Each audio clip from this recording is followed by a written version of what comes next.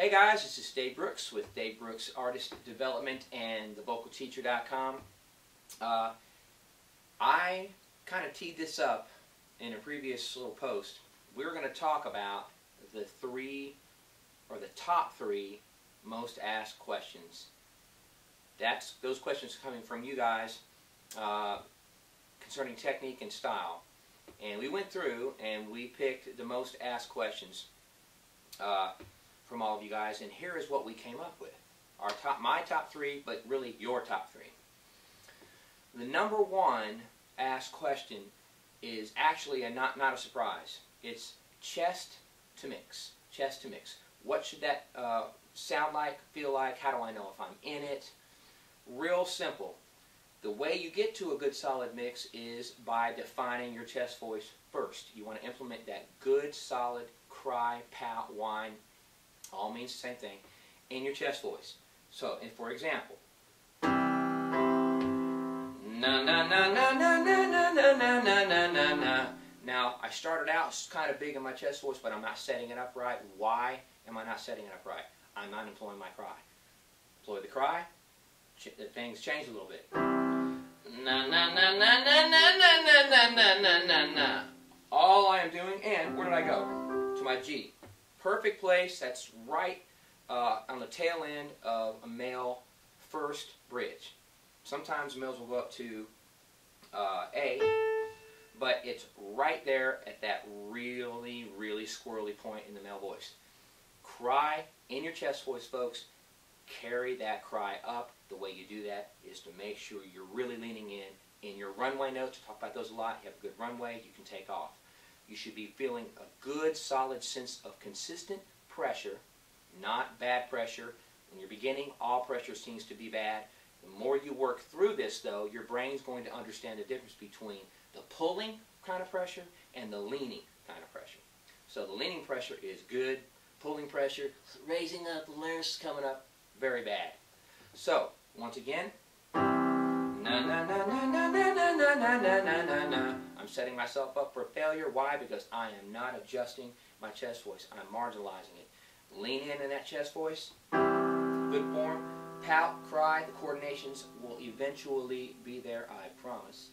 Na na na na na na na na na na na na. And I am dipping, leaning, lean, push. Lean, push. It's almost like a dip into each note.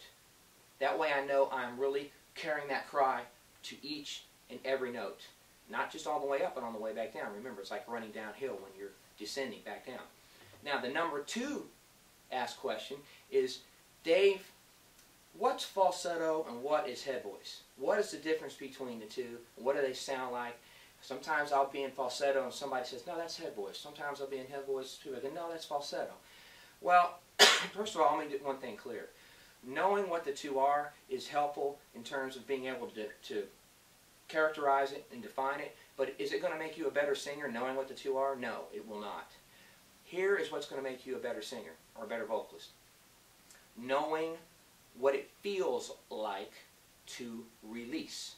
The release into a head voice, more of a head voice, is not, it's going to be prominent, but it's not going to be as prominent as a release into falsetto. Falsetto is the thinnest of all coordinations, folks. So, let me give you an example. Na na na na na na na na na na na na. Even if you break in the middle, it doesn't matter. All we're looking for here is that release. The release was a more prominent release. So I'm going to go ahead and characterize that as head voice. Na na na na na na. As opposed to na na na na na na na na na na na na. Much lighter, more falsetto. Now, all this are varying degrees of coordination release. You're releasing from a much bigger place into a much smaller place. Remember, head voice and falsetto, you're using surface layers of musculature rather than deeper layers of musculature in your chest voice. Allow that to happen. It's a good thing. Okay? It's a good thing. Head voice and falsetto. Two different things. Falsetto, a little lighter. Head voice, more prominent. We can sit here all day and talk about the different levels of coordination within those two voices, but we're not going to, because it's really easy to overthink what you're doing and where you are, and it takes away from your whole performance. It's not a good thing. Just understand the release is so important. Be accepting of that, and it's really a more stylistic question than it is a technique question.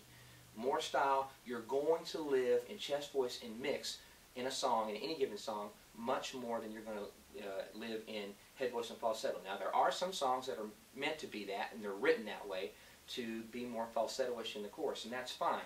But those are exceptions to the rule, folks. Chest voice to mix is where you're going to be. So I hope I've cleared that up, and I don't want you guys taking it too seriously and arguing about what voice is what. It doesn't do you any good to do that. Just lean into it, figure out what feels right for you, and get a good release, and it's really a stylistic thing. No, for style, since we know we don't live there in most songs.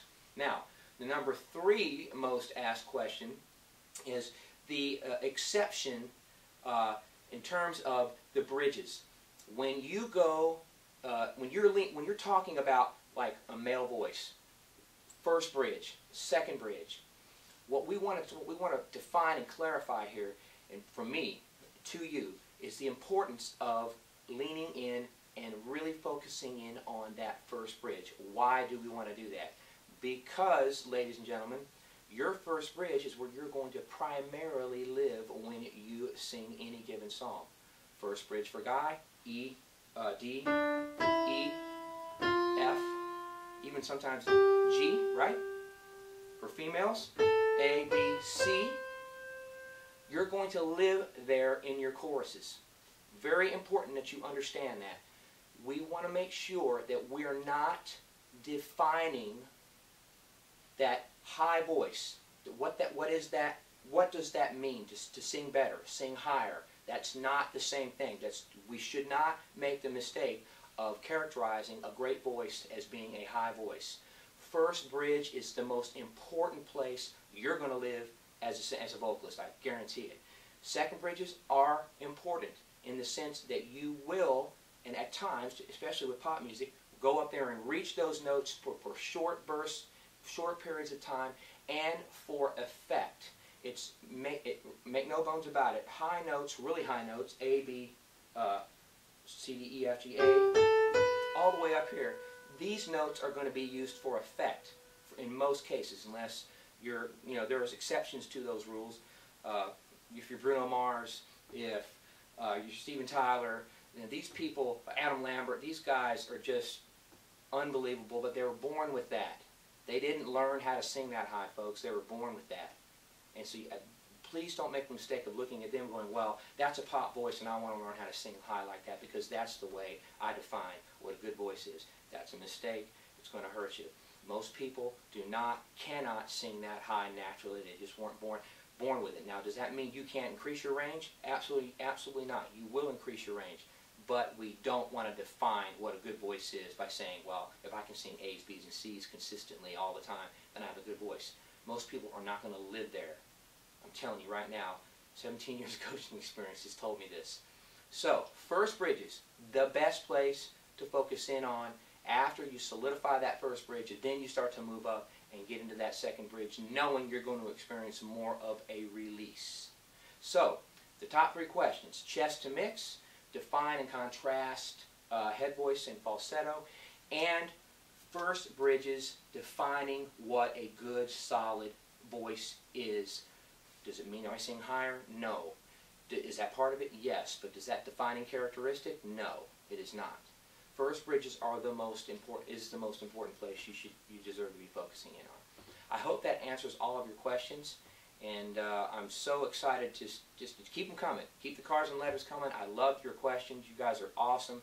Thanks for validating me and what I do. It's just an honor and a privilege to coach all you guys and to be there for you. And let's roll into 2012 and make it a good year.